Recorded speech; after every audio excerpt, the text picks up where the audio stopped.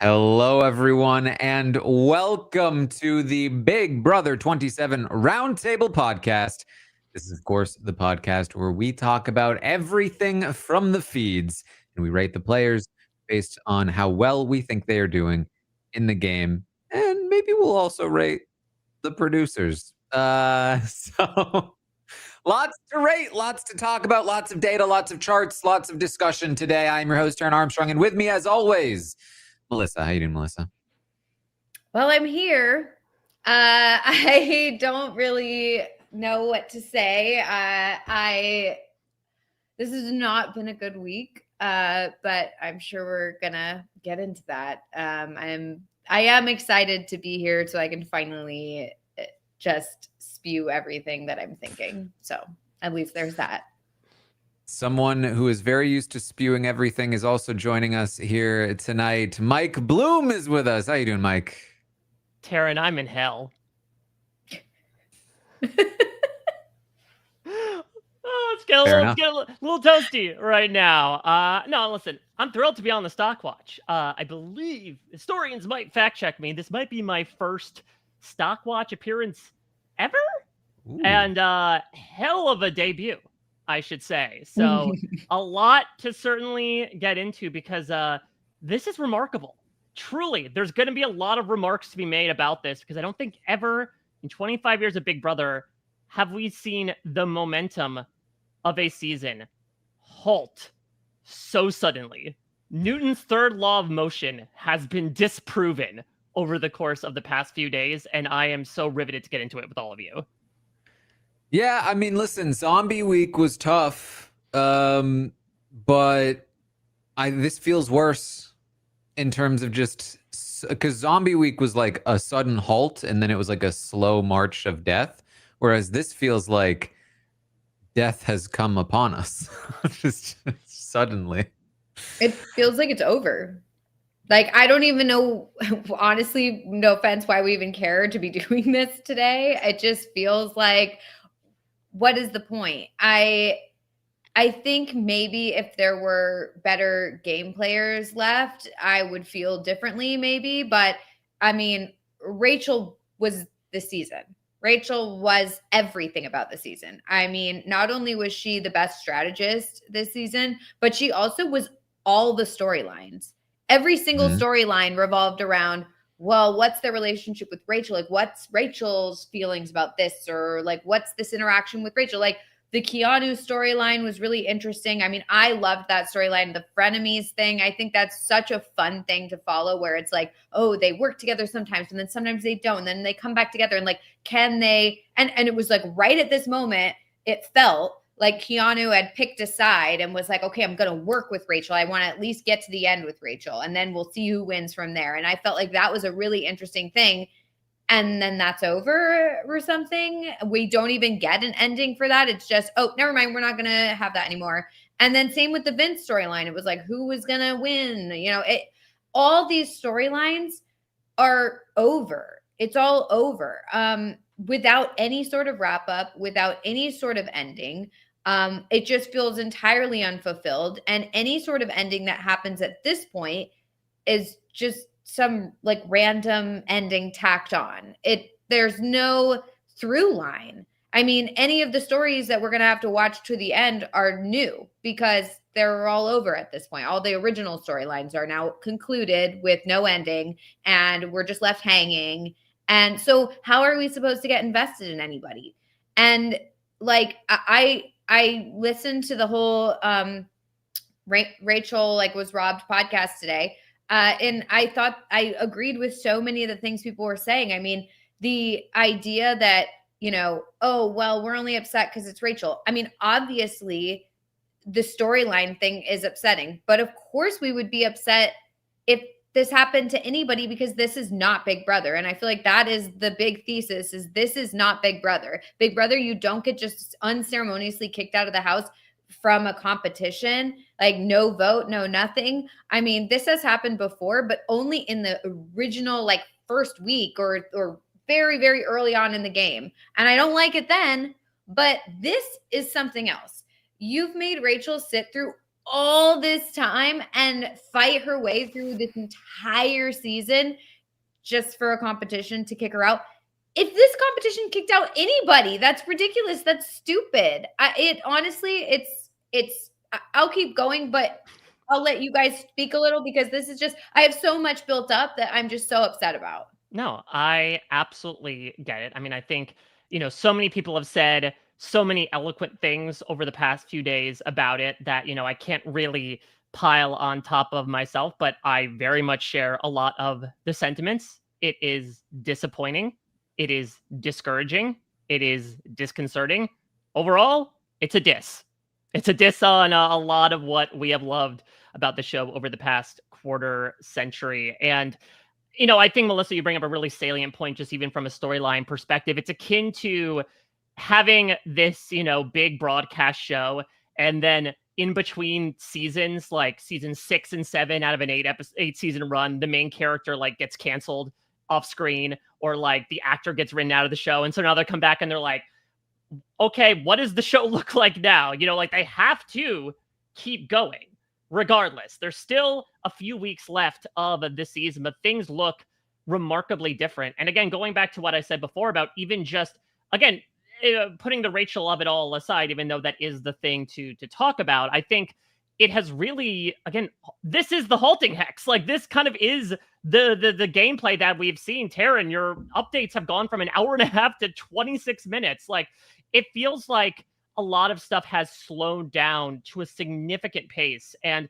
I don't know if it's because of this hesitation now to this idea of like, okay, if there are more of these Month of Mayhem like games coming, and the fortifying of the fact that this is a very competition based end game, like is it discouraging some of the more social and strategy forward players to not put themselves out as much, because then it's just all going to be undone by a competition?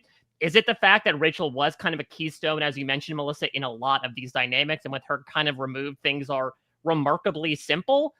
I'm not entirely sure, but it's just massive. And I certainly didn't expect, after whatever was going to happen, no matter what it entailed, for things to slow down to this snail-like pace. And it is just wild, considering all of the wackadoo shit we've watched over the better part of 2 months, that over the course of a 2-day period, everybody inside and outside of the house has kind of just sagged in their chairs universally, is something I've never seen before, quite frankly. It's so, I even notice it in my own habits. Like I have not been super invested in some of the more recent Big Brother seasons. Like Maggie touched on this earlier, and I agree with her. I have not been like super personally invested where I feel like I really care about who's winning, losing, who's getting evicted, whatever. I will like watch the feeds, obviously, but I'm not like, okay, I wake up in the morning and I'm like, I want to turn the feeds on while I'm getting ready. Like, it's more like, okay, I should know what's going on so I can talk about it on the roundtable. Let me like go check out the feeds. It's not like a personal, like I'm really invested. And it's been kind of depressing because I love being invested. And for the past like 3 weeks of this season, I've been really invested. I have been like in the morning being like, okay, what is going on? I need to get on these feeds. I like immediately watch it. I watch it all the time. And all of a sudden I have no desire to watch. And it just feels so sad because we have been talking about, like, even in the ratings, which we'll obviously get to, but like the ratings of the season as a whole, like it has been getting better and better and like steadily staying, where all the other seasons have just like careened off a cliff earlier than this. And so I was like, okay, maybe this is like the kind of season that really builds to a grand finale. And, we get our first 2-time winner maybe, or maybe we see, how Rachel gets, the boot and how she gets evicted. And that's a big story. And it's like, wild to see that the little, underlings or whatever rise up and get the queen or whatever. That sort of thing is interesting. This is not interesting. This is not interesting to anybody. And it's like, okay, so you get maybe one interesting episode on Tuesday. Is it really worth it? Like, is this really worth it? Like, I just don't understand why the producers did this. it seems so counterintuitive and so wrong. It's just what's the benefit here? There's no benefit that I can see. It just kills the momentum of your show for no reason. They just obviously don't understand what makes Big Brother great. We've known that for a while now, but this has made it blatantly clear that they don't listen to the fans, that they don't listen to even former players. They don't care about what anybody thinks of the game. They don't care about like the integrity of the game. They don't care about, even making like a good product. And I said this already, but there's a reason why Big Brother has never been nominated for an Emmy. Like, there's a reason. And those, there's like, it's like all these other reality shows, all the big reality shows have been nominated. And every year I look and Big Brother is not on there, nowhere to be seen. And this is why they do not care. They do not care about their product. And if they did, then maybe they would start putting some effort into it. Yeah, I think that there's a lot to talk about when it comes to this twist. This is going to be maybe a little contentious to say. I can see sort of the logic that they were taking in instituting this, because going back to reindeer games, this hamster wheel challenge was looked at as one of the greatest things to come out of Big Brother in recent memory. The people in the season were hyping it up as you've got to watch episode 3. In retrospect, people were talking about how this is some of the best dramatics the show has ever produced. It spawned a whole ass rivalry on the traders subsequently. And so I could see what's going through the producers' heads of like, this is something that was really well received on this season. We want to try to incorporate it into this season. I think the more we find out about this without explicitly seeing it, we're going to find out more about it, obviously, tomorrow. And all the caveats that have become a part of it, the fact that Keanu could compete in it, but because it was also a dual HOH competition, like if he got the time the fastest, then he wouldn't be the HOH. The fact that, again, we eliminated basically half the people from contention of even winning HOH because they decided to make this a dual competition. If you are, from a planning perspective, going through the various sub notes you have to make for specific situations, maybe at that point you realize it's not worth doing. If you realize you have to make so many exceptions to make this thing work, maybe it's not going to work. Maybe just think through your ideas, because the thing for me is that this isn't just a one-off twist that, they thought would be great, but then turned out really poorly. This is the culmination of years and years and years of twists that are poorly thought out, that backfire on production, of a direction of the show that is moving toward competition-focused gameplay rather than social strategy focused gameplay. These are things that fans have been complaining about for years and years and years. And so they can't really hide behind, we thought it would be a good idea and we just didn't think it all the way through, or we thought it was an acceptable risk to put our ally Rachel on the block. You come on. This is the problem. This is the problem, is that you don't listen enough because you think you know better. And I know you're not happy about this outcome, but you should have seen it coming. Yeah. You just should have. And if you didn't, that's a problem. You need to hire somebody that will. You really do. It's well past time that you hired somebody that understood that you shouldn't do something like this because you might end up in a really bad spot. Hire somebody who cares about the game. Hire somebody who cares. I don't think there's a single fan on production. Okay, prove me wrong then. Production. I know there are people who work on the show that are huge fans of the show that are not in decision-making positions. When I say production, I mean the people up there who are making the decisions, not the people who are actually day-to-day working on the show. Yes, completely. But I just don't believe that the people who are making these decisions care. they don't know the show. They don't care about to know the show. It's shocking to me that someone can put out a product like this and know that it means a lot to people, like, and not care about those people that it means a lot to. Like, I swear Big Brother is just like thrown on there during the summer because it's like easy to produce or whatever. And they just figure like, we'll just keep bringing it back year after year because it's just like, it's slop or whatever. But it's not slop to us. We care about it. We love it. I mean, I've been watching this show for 25 years. Like, that's literally insane. Yeah. And so to think that like, that I'm watching this show, that the people who are creating it, like, don't care. It's like, when do we like cut our losses and give up? Like, when do we just leave? Like, I that's the way I've been feeling lately. It's just like, when do I leave? Like, when do I stop? Because like, we can't just keep getting like dragged around like this. It's just, enough is enough. Yeah, first off, apologizing for setting the chat on fire a little bit. I was playing devil's advocate. Again, I agree with what everybody is saying. I just wanted to throw that possibility out there, even though I vehemently disagree with this twist. Because the other thing about it is, there's, again, been a lot of discourse about the response to it. I mean, it has been unbelievable that this event was the Thanos of Big Brother. That this has united the fandom across all sense of the spectrum. Obviously, the people who cover the show, the people within the house, all the alumni. Look at who they cast on Big Brother.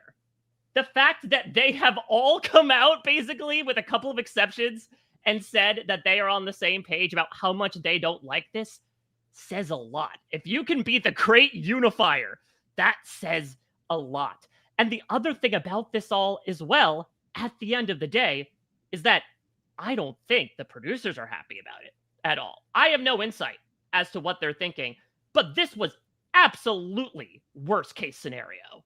This was, to Melissa's point, this was the keystone of the entire season.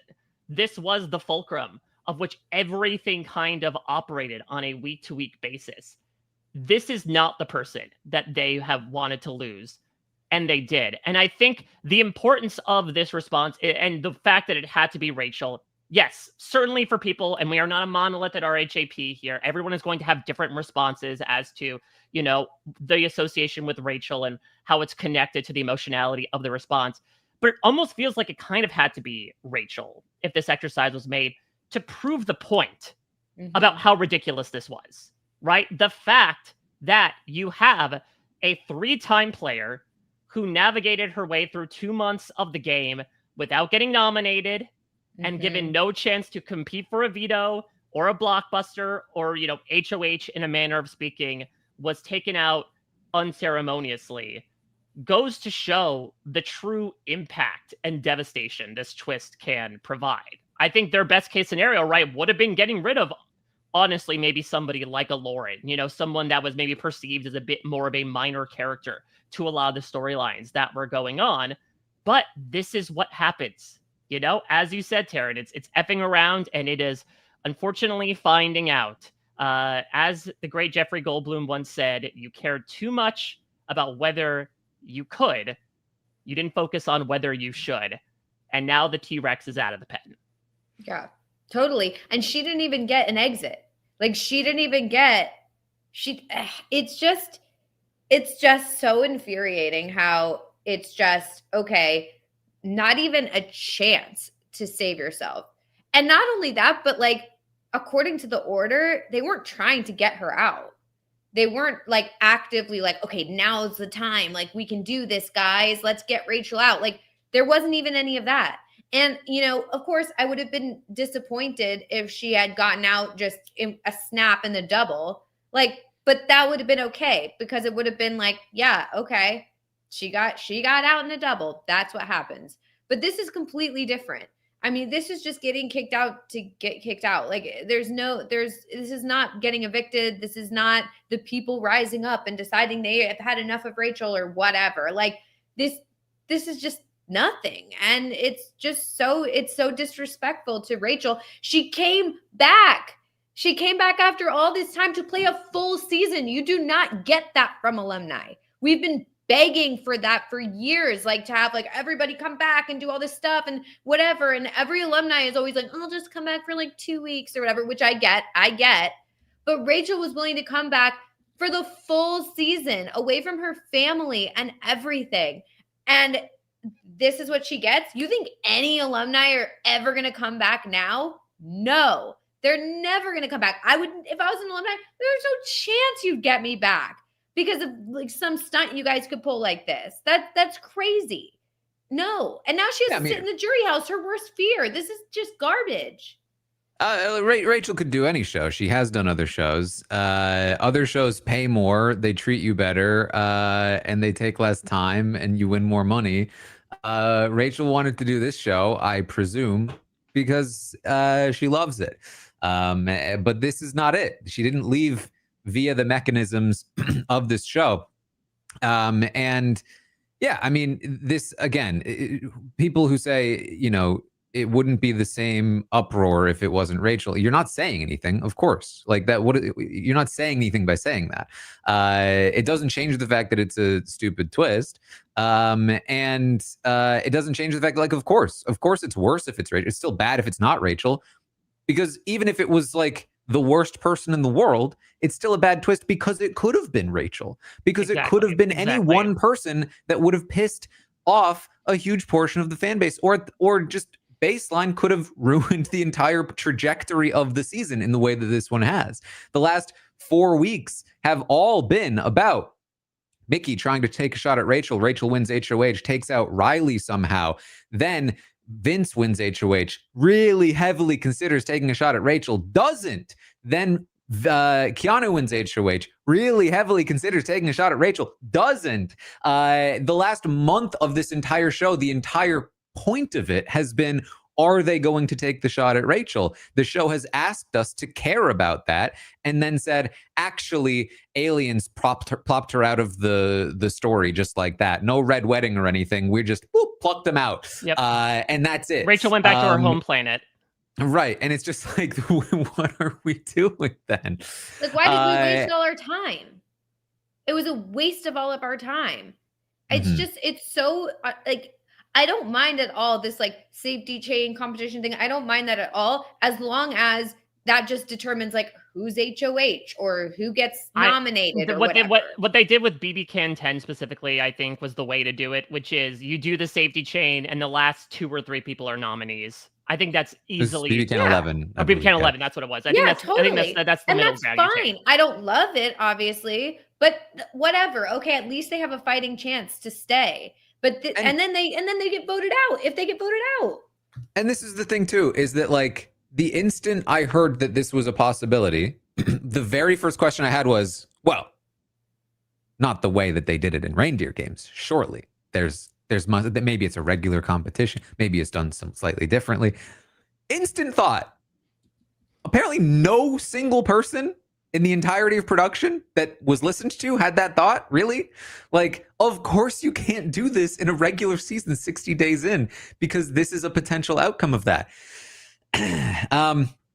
So yeah. And not only that, it messes up the rest of the people's games, because a lot of people were like making that decision to work with Rachel. Like, you've got Ashley and Keanu now. Like, all these people were like, okay, I'm putting my balls in the Rachel basket.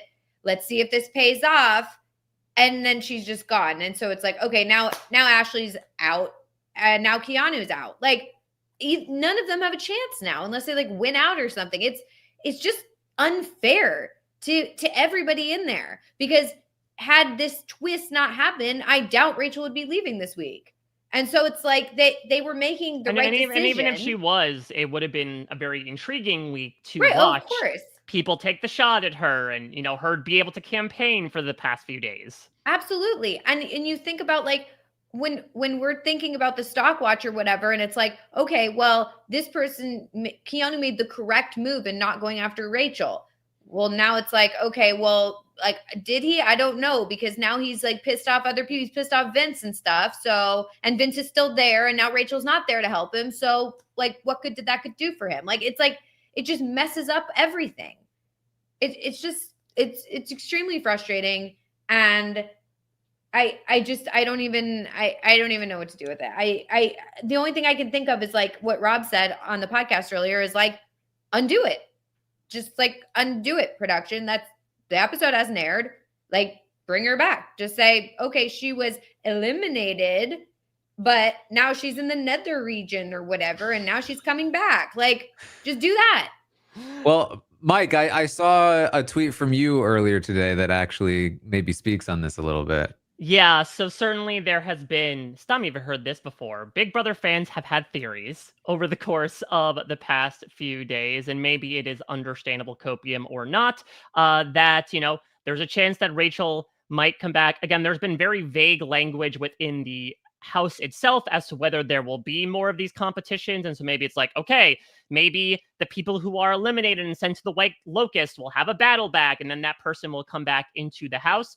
I have been, as well as the rest of the press, have been informed that we will, as we have always been doing, we'll be doing exit press with the jury members for this season of Big Brother 27. And we have been informed that we will be asked to send questions in, which is the way we usually do things in terms of the jury, because they want to be able to reserve the right to screen out anything that might, you know, impede their judgment due to outside influence. But we have been told that we will be speaking to the person who was eliminated on Tuesday's episode, aka Rachel.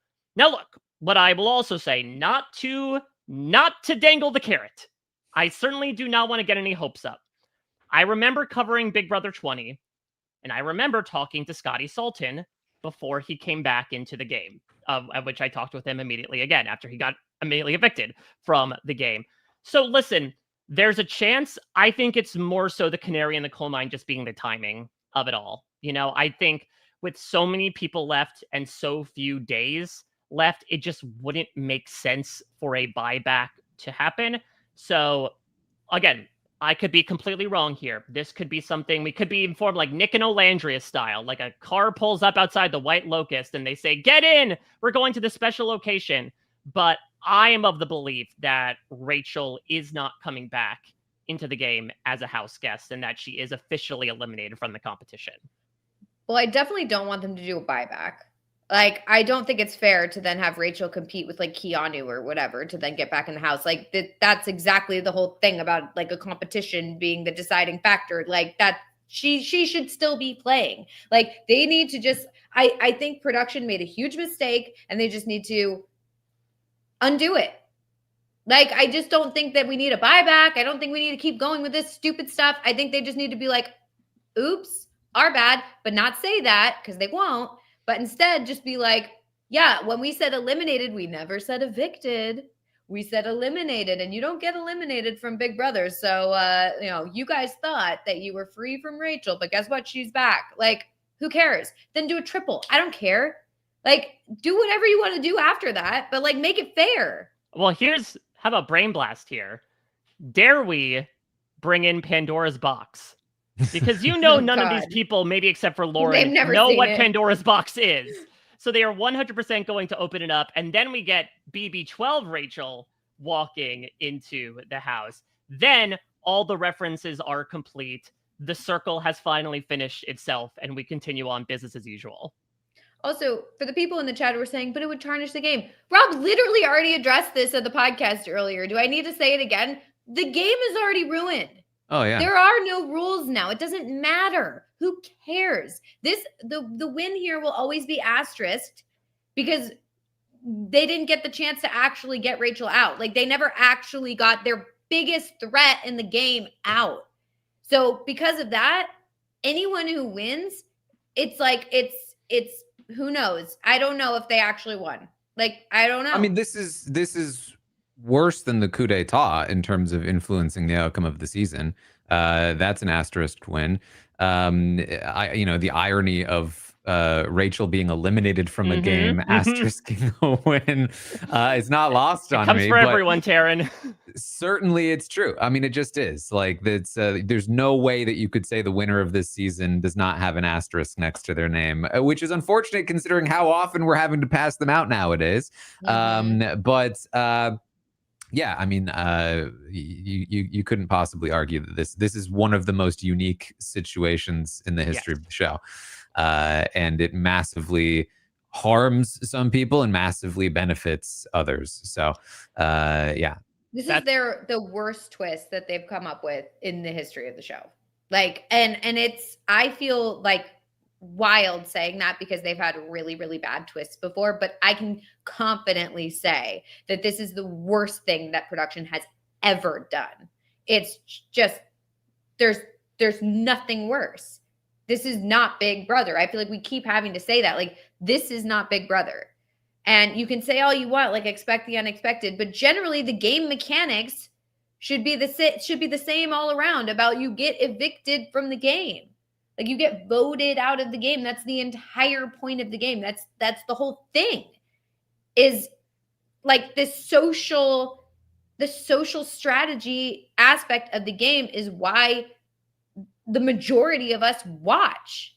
I do not watch for the competitions. I fast forward through the competitions. I hate them. They're so dull and boring. That is not why I watch this game. If I want to watch competitions, like everyone said, go watch the challenge. I would go watch that if I wanted challenge competitions. Which to be fair, has shifted ironically towards its oown social strategy game, where now it's very vehemently based on alliances and preconceived relationships and everything. But like, I don't watch it. Like, you know what I mean? Like, I watch Big Brother for a reason. And well, I mean, that reason, I mean, like, if you look back in the early days of Big Brother, like the competitions were like really dumb. It was like, you know, not athletic at all. It was like you go and like, you know, put a thing in a thing and that's it. Like there was not any sort of athleticism to it or any sort of like, you know, craziness to it. Like that's the way it was. That's the way we like it. Like, I don't like all this stuff. It's not for me. Yeah, they chose to move it in this direction. I mean, they'll probably say, oh, I don't know, people love it. It's great for ratings. But the show was never more popular than when the competitions were not like this. So I don't think that you can really say that. But like, again, like this is the equivalent of like, okay, on American Ninja Warrior, we are now going to have a special round on stage 3 where all of you are going to vote one of the other athletes out. Exactly. Yeah. Yeah. People would be pissed about that. They'd be like, why does that matter? What that show is. Yep. Totally. Exactly. It's just not what this is about. It's not what it's supposed to be about. Mm-hmm. And it's just so like, I mean, it's one of those things where it's like, if the product is going to be changed so much, like when do we give up? When do us like original fans or whatever, like, or even just fans right now, like when do we all just like decide that it's not for us anymore? Like maybe that's the thing, is like it's something. It hasn't been for us in a long time. But that's what I'm saying. It's like I'm not saying like it's not for us in terms of like them producing it for us. I mean, it's not for us in terms of like us, like we shouldn't be watching this because it's not for us anymore. Like it's for some other group of people that's not us. And like when do we make that decision? I don't know. But if the show is going to be like this, then why am I watching? Like why? This isn't what I love. Like this is just, I don't know. It's like some like weird mangled up version of what I used to love, and it makes me really sad. Yeah, I mean, absolutely protect your peace. I think that I cast no judgment to those who reserve the right to, you know, no longer engage with the season, just like I would with anybody at any point in time. Like if you feel like things are not for you, it is absolutely within your right to not necessarily watch anymore. That said, I remember a quote from one of the recent Survivor 49 preseason interviews that I put out recently, where a contestant said, when the sky is falling, I like to rearrange the raindrops. And not to at all obfuscate a lot of the very salient arguments that the two of you have been making. But, you know, it's a job that some of us have the great pleasure of doing, to get to cover the show, even during incredibly difficult moments like this. And to talk about some of these players. And I also want to take this opportunity as well, because we have been dressed in black, because we've been sitting Shiva for the better part of a weekend, to also celebrate Rachel fucking Riley. Because I'm very much of the mentality of, you know, don't cry because it's over, smile because it happened. Listen, we can freaking cry because it's over, because it went over in such disastrous fashion. But I think that getting to watch Rachel come back was such a pleasure, was such an incredible opportunity. Like, this was somebody who lives and breathes and bleeds Big Brother. And she played the best game she has ever played. And she ran that house. Maybe not necessarily from like, I was in control of every single thing from a Paul variety, but she gave us both the Rachel of old that we wanted, with simultaneously combined with, you know, the newer Rachel that takes a bit more of a cautious, more strategic approach to things. I am so angry that it was cut short in this way. And I can only imagine what especially people in her life are feeling right now due to this unceremonious nature. But so it was such a thrill. It was just such an incredible time to watch her over the course of this. I know the tomatoes, I very much understand. Again, pound of flesh. I get it. I also want to take this opportunity to memorialize Rachel and everything she brought to this season. There is a reason why, you know, we're again, sending off an incredible legend of the show. I mean, I agree with what Rob said earlier, which was that this will only just build the legacy of Rachel, because, you know, my fear with her coming into the house was that, like, she was going to not play very well, maybe, or get voted out right away, or, you know, we see her as this larger than life character, and then, you know, maybe she just gets taken out early, or she's not good, or whatever, like her legacy gets tarnished. But in this version, I mean, she goes out like a martyr. She was the star, undisputed, of the season, and nobody was able to take her out.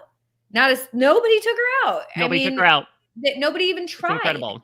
So, like, she was never nominated. She dominated the season and all storylines of it. So, you know, I mean, if it's between that and her going out like early, like, maybe that's better for her legend status, is to like go out, you know, in this way. But obviously it stings and it's terrible. We have every right to be pissed off of the fact that this was cut short the way that it was, that we were She could have been the first two-time winner. I honestly think she could have been. I really think she had a shot. And to not even get the opportunity to try is very sad. Yeah, I mean, to speak to Mike's point, I mean, and this is what I said on the update a couple of days ago, that, like, there's a reason why this is so upsetting, and part of it is just due to how absurd it is and how unfair it is and how stupid it is, and part of it is because of how great it is to see Rachel Riley come back and do what she's doing, and that's part of what makes us so drawn to this show. You know, you were talking, Melissa, and it reminded me of a small bit from the book I wrote about this show.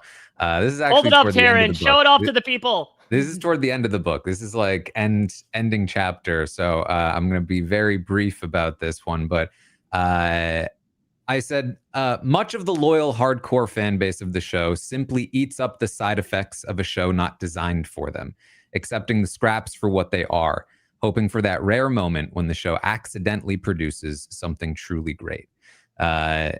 And that's why I'm here. You know, that's why I've been here for a long time. This sucks. They suck. Yeah. But sometimes Taylor Hale happens. Sometimes Rachel Riley comes back and we got to see what we got to see. And so that's why I'm here. That's why it's my job. And it's frustrating. So is the world, you know. I think you brought up such great points about how much this stings. Again, speaking to some larger cases in society where it feels like things are out of your hands. And I apologize if again it feels like I'm bringing the wrong tone to this conversation. I'm angry. I'm sad.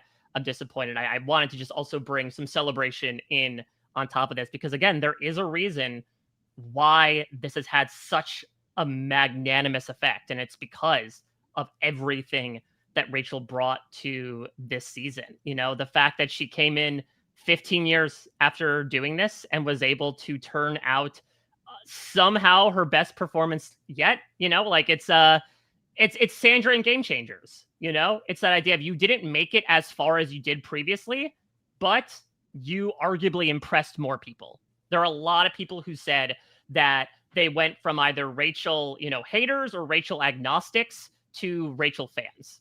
And that is an incredible thing. And I am hoping, praying with every fiber of my being that in a little less than 3 weeks, we get to honor her for everything she brought to the season with hopefully a nice chunk of change. All right. Well, should we get to the ratings portion where not the ratings of the players, but perhaps the ratings of the episodes, the feeds, the season? Yeah, I'd love to see it. Oh, mama.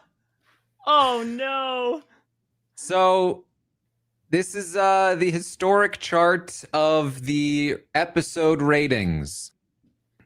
This honestly might be the highest category because we have not seen the episode yet. To be fair, this is referring to everything since last Monday. Yes. Well, last week, the episodes were the highest rated episodes in the last 6 years, the last 7 years. That's 6.4 above the next highest the next highest 6. This week, the episodes were given a 3.4, which is, in fact, the lowest. The lowest rating. Interesting. In the last 7 years. Yeah. I mean, again, I'm trying to think about, was this truly applied to, the Wednesday episode and the Thursday episode, or was this very understandably, again, just attributed to the week in general? I honestly can't remember that much, but again, I would not be surprised if this is the smallest drop. The Thursday episode was pretty lame. Yeah. There was no Sunday episode. They made us watch Unlocked in order to get any information about anything. True. That sucked. So, I mean, to be fair, I didn't watch it out of protest, but Melissa's always been a Backstreet Boys fan. Honestly, I can't remember what happened in the Wednesday episode. So. This was, it was a boring week. Yeah. The feeds this week. Oh God. The feeds this week. Last 2 weeks have been the 2 highest weeks in the history of the Stockwatch ratings of the feeds in the last 7 years. By a pretty big margin. This season was really holding its own past that week 6 barrier. And this week, the feeds, last week 7.3. This week, the feeds, a 1.6. That is the lowest I've ever seen. Which is, in fact, the lowest in the history of rating the feeds. Even more than Zombie Week? Yeah, looks like it. 2.9. Even more than Zombie Week. Oh my God. I mean, totally deserved. They were off for part of it. And then when they were on, everyone was just really boring. That's the thing as well. It really is the double trouble of the fact that feeds were basically down from before the episode until midnight on Saturday. And then once they came up, it was disaster. And subsequently, everyone has kind of retreated into their shell from a strategic perspective and have, essentially traded off between talking again about the circumstances of the challenge versus just sort of mentioning the fact that not much is going on. Again, It is a big threshold we have crossed when the players themselves are like, oh yeah, not much happening today, huh? When you get that meta, the 1.6 is a little more understandable. The feeds are genuinely the players complaining about the show, talking about it being boring, smack talking Rachel, cheating on their girlfriend, complaining about having to be HOH. Those are the feeds. That's it. Yeah. It's pretty fair. It's all bad. That's just wild. That's it. Again, this is the great unifier. Nobody rates these things at the bottom of the barrel. Truly, it takes like a once in a lifetime moment for this to happen. Some people wait a lifetime for a moment like this. So again, to see all the voters, and I'm not sure, Taran, if you can disclose like how many people voted versus previous weeks as well, whether people were more invested to voice their mind about these particular things, or where again maybe they tuned out to this point and are less likely to fill out a survey. It's actually, I think, fairly even. The voters have been pretty active this season in general. Pretty similar numbers to slightly higher this week compared to the last couple. Well, because I mean, people really wanted it's to not rate it. only just the twist, the Rachel elimination thing. It's also this HOH thing where only a few people were able to compete for HOH. It's just all bad. And the blockbuster still existing means there's zero strategy to talk right now because they're just waiting for the blockbuster. So that's the other thing as well, is like, why are we doing this? Right. And the people are like, why are we carrying this over into the final, at least 7, possibly final 6, if there is indeed another, competition elimination halfway through next week? I have been someone to say that, like, I really do like the blockbuster AI arena format, but I can absolutely say I think it went way too far this season. Yeah. Definitely should have stopped at jury. Such a no-brainer call to end it at jury. So of course they didn't. Yeah, because they don't know what they're doing. This is just like, it's so insane. And to only give a few people the opportunity to play for HOH at this point in time, like this far into the season, it's so awful. I don't know what they're thinking. I cannot understand it. I wish they would like do an interview or something and just be like, this was our thought process. Like, we're idiots or whatever. I mean, I'm thinking about like Big Brother 16, like Battle of the Block went until like the first final 8, or the second one, or the first one after Nicole was evicted. Like, I think it's something where like, if they feel like something is working, they're just going to keep doing it and doing it. Didn't Julie say last season that they were going to stop the AI arena early, but it was so successful they just kept going? They again decided to keep going and bit off more than they could chew by extending it too far. Because they don't think it through. They just are throwing stuff at the wall. And sometimes it doesn't even stick, but they're like, nah, that should have stuck. We'll try it again. And if it does stick, they're like, oh, we're geniuses. And then they just keep it there forever as it rots. Yeah, just a bad idea. It should not be lasting this week. It certainly shouldn't be next week. But apparently that's the plan. So I don't expect the feed ratings to bounce back significantly here. We also have the season rating. Oh, can we gamify this? Can Melissa and I each guess what we think the rating's going to be? I think it's going to be like a 2. You think it's going to be a 2? All right. I am going to go. No, I think it's got to go lower. Again, this is the great unifier. This is the banner we're all under. I think it's going to be like a 1.5.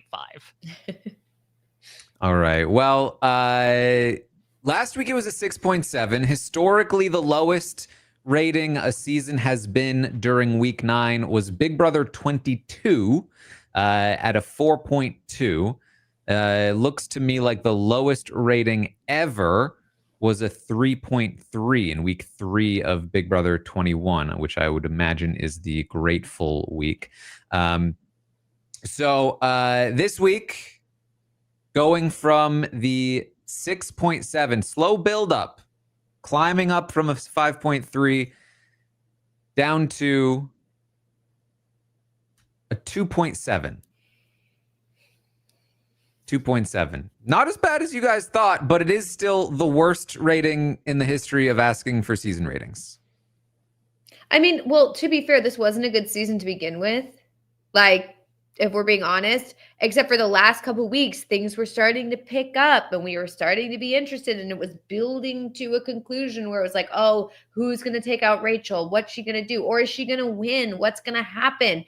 And so my interest at least was starting to get to build, because I was the first few weeks I was like, oh, this is going to be really bad. Like, this season's going to suck. And then it was getting better and better and better. And I was like, okay, now this could actually become a good season. And yeah, This makes sense. This tracks. Yeah, this season as a whole is bad. And I was having fun through the first couple months, but I'm someone, admittedly, who, is coming onto this podcast that is more strategy coded. Like, this was an absolute chaotic filled season. And of course, it sort of ends up culminating in this incredibly chaotic moment that sends out arguably the main character of the season. But it was that unpredictability, Melissa, that you were speaking to, of like not knowing what the feeds were going to do, because it was very much a matter of just staring at, okay, who is going to self-sabotage the most this week, and how I think we truly saw some once in a lifetime moments happen on this season, for good and certainly for bad. But I can very much understand the rating, given, again, the wall that it hit over the past few days. All right, so 2.7 for the season as a whole. There's one more rating before we get to the HOH reigns. There's no historic precedent for this, but it might be fun to start. I asked the audience to rate production on how well they are running the show. How well is production running the show of Big Brother? And so the first ever rating of production themselves, and it's a rating out of 10. And it is, in fact, the worst rating in the history of ratings. It's a 1.2. Yeah, I mean, that's right. And I do think we should keep this up. Literally 0.2 off of the absolute minimum. It can't go lower than a 1.0. It's a 1.2. Whew. God. I think or I guess we can't really do it at the end. Maybe like the last week of the roundtable, like it would be interesting each season to be like, okay, how did production do this year? And just like, Yeah, I feel like week to week, it's like sometimes there wouldn't be like, it would be a little like, I don't know what to do. An end of the year survey. But like an end of the year, like, okay, like how did production do? Over 3,000 people gave production a 1 out of 10. Yeah, I would too. Yeah. Worst possible rating they can get. I mean, yeah, just fair enough. Figured I'd get a sense. All right, let's talk about the HOH reign. This week, week 9, is, of course, Lauren's HOH. Oh, yeah. Forgot about that. Mm-hmm. Before we get to Lauren, though, I did ask the audience last week to rate Keanu's HOH reign. They gave it a 3.5. I asked the audience to revisit Keanu's HOH reign this week. What do you think Keanu's HOH reign was retrospectively? And the audience gave him a 4.0, slightly higher. And I would say, given that Rachel left, his decisions of pissing off Rachel, yeah, probably played out to be not as bad as they would have been otherwise. But overall, relatively similar rating in general. Then I asked the audience to rate Lauren's HOH reign. Lauren's HOH reign, week 5 historically has not been a great HOH. The highest rated week 5 HOH was Michael in Big Brother 24, who got a 5.2. Okay. Lauren got a 3.0. Ooh. How does that compare? That's higher than her previous HOH, at least. It is, in fact, higher than her previous HOH of a 2.5. I think this is actually slightly, I say that. I think her nominations are actually fine. I think that the way that she has executed those nominations is awful. She is not making anybody respect her, want to vote for her. Keanu consistently says, like, she can't even own the fact that she's targeting me, which is awful. If she's not targeting me, then this is just really stupid. If she is targeting me, I also think it's stupid, but she can't even own it. And he said today, he was like, oh, I don't even want to nominate you. What am I doing? Oh my God. That was him imitating Lauren. Keanu, you got some work to do. But he said, oh, it's just like Vinny. No wonder why they get along. Yeah, I think that, to your point, Taran, I thought her nominations were not terrible if her main target was Morgan, which I think would have been the best outcome for her game this week, considering, again, the association with Vince and the fact that Morgan is coming for her and her closest allies directly. If she did supposedly throw this veto, as maybe we are speculating to believe, I don't understand at all. That is absolutely baffling, considering that, again, she is making a move that is pretty good for her game, but approaching it in the worst way. That Keanu, Mr. Competence is confidence, stand up, grow a straight spine, look me straight in the eye and tell me you're blindsiding me. And unfortunately, Lauren is approaching it the way that she is accustomed to, which is not necessarily in that way. So he's not respecting her, unfortunately. She can't even look him in the face when she talks to him about it. She's still staring at the monitor. She did tell Vince today that she thought about throwing but didn't. And he replied by saying, I did something. I didn't throw. But I did before I pressed the buzzer. I got everything right. And then I went for a little joyride on the zip line one more time. And she was like, oh, so you threw. He's like, no. I thought I had enough time. I thought I did well enough that I would have won anyway. It's giving Mickey all over again her exit press, being like, I didn't throw it, but I went slower than I usually would.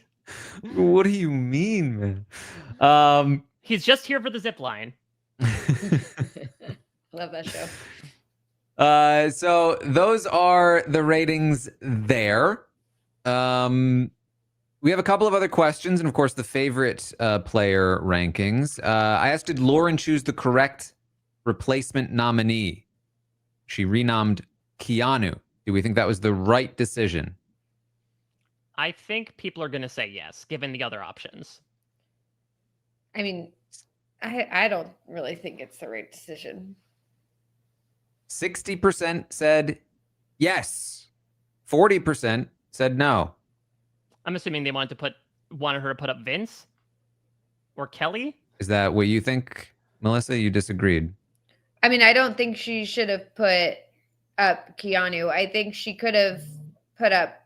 I don't know. I don't know exactly who she could have put up, but I don't think Keanu would have been a good option. I mean, he thought that he didn't put her on the block last week because he thought that they were like building something, and this just proves that that's not true. So if he stays, there's nothing between them now. Well, I also asked the audience, who do you want to be evicted this week? 61% said Keanu. 27% said Will. And just 12% said Ashley. That makes sense. I think that Keanu, while active, is maybe active in some of the worst ways currently. I think when it comes down to the other two options, then it's just a matter of like, Will is hurt. His body's out of the game. His mind is sort of out of the game at this point. And I think we'll get into it, I think, in a very short amount of time. I do think Ashley is far and away the most popular out of these three. Yeah, I think Will is still fairly popular, but I think, like the house guests themselves, the audience maybe is considering the fact that, oh, well, Will can't win, whereas Ashley maybe can. I would imagine. This is so depressing. These are like absolutely not the nominations that I want right now. I'm like so depressed. I don't even know. Like I don't feel like I can be fair here. I Melissa, just feel like, yeah, Taran, no, I don't want to hear that from Lauren. I don't want to hear it from her. I don't want to make anyone upset, though. It's just so depressing. Like, this season was so interesting to me literally less than a week ago. Like, less than a week ago, I was so invested. And now I'm like, I feel like, Daniel, let's just end the season already. Oh, boy, no. All right. That's how I feel. Oh, God. Just end the season already. The fact that they caught that in one of those, like, offhanded, like, we're just listening in on the house guests is the funniest thing ever. Protection finally makes magic. Let's rank the players from your favorite to your least favorite. This is the player ratings graph. We were so young last week. So sweet summer children. Yeah, we never knew what was literally. coming. Rachel, of course, has been number one for the last 4 weeks. She is going to leave, which is going to put somebody else in the first spot. We've got plenty of journeys here. Ashley starting a bit high, then dropping, then coming back. We don't have to go through everyone's, but we will run through the new ratings. So, first I have to eliminate some players. Hold on. Let me just eliminate Mickey. Don't do it, Taran. Yeah, Don't do it. Rachel. Don't do it. Don't rip out our hearts again.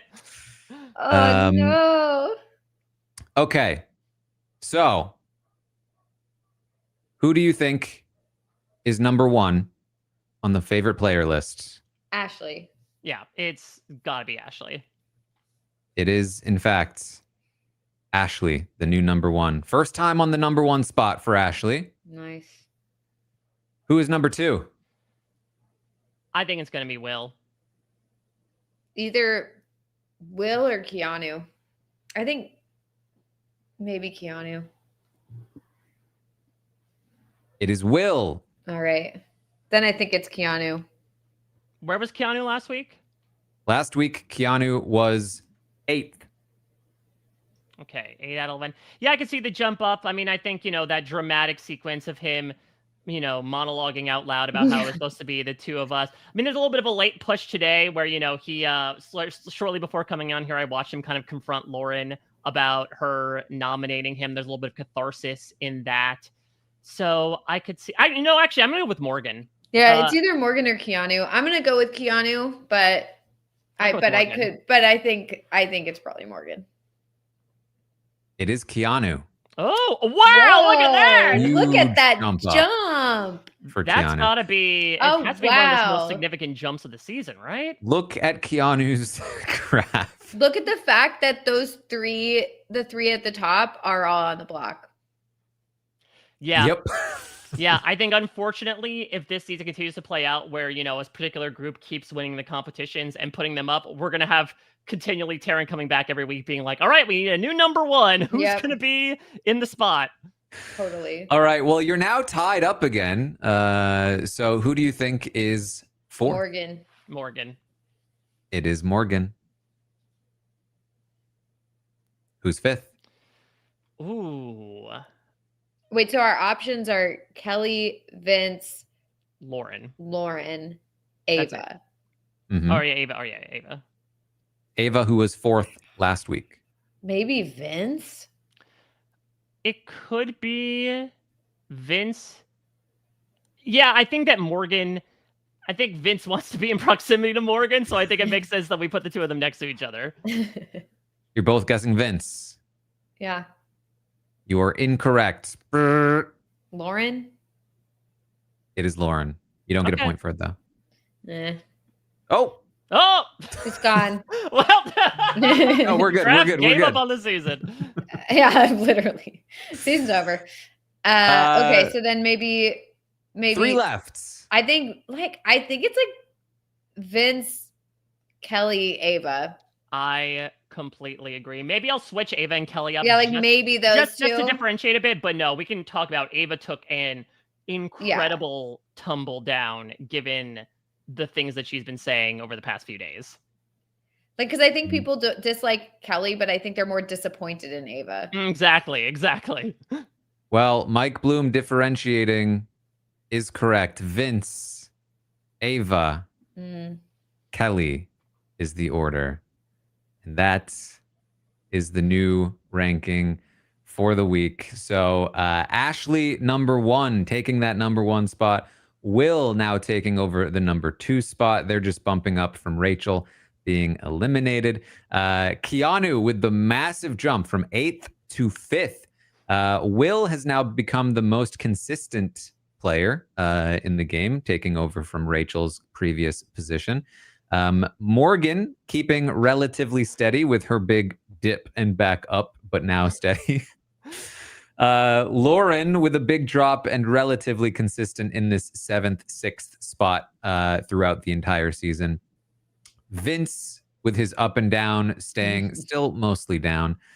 Ava with quite the dramatic fall from grace. Previous number 1 position in weeks 2, 3, and 4, falling to number 2, then down to number 5, and now down all the way to number 7, which doesn't feel like a huge drop from number 5 or 4, but with how few people there are in the game, it means she is second to last place. She is the biggest drop of the week. This looks like a really bad portfolio. Yeah. Yeah.